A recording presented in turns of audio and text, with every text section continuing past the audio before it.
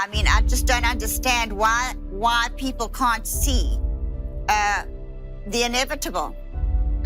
Well, Jane, you know, this is always a mystery to me, the way that the devil acts, you know, in disguising the real goal of the adversary.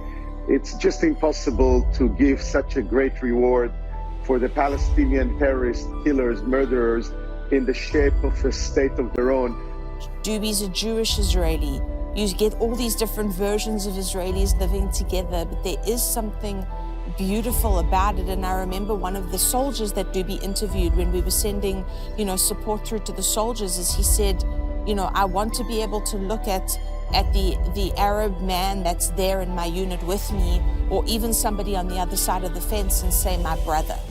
I mean, how many, I was just talking earlier to Christie, and Christie, you found out how many Arab Israelis actually live in Israel and are Israelis.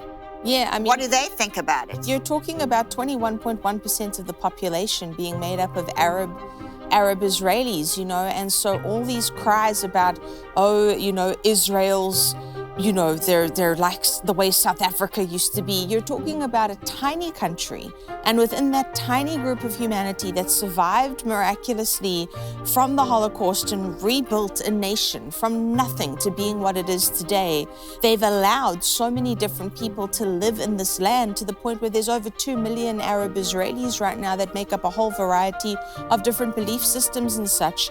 But I just need to pause for 1 second here and say the way it incensed me that flipping Newsom said that Netanyahu was being stupid.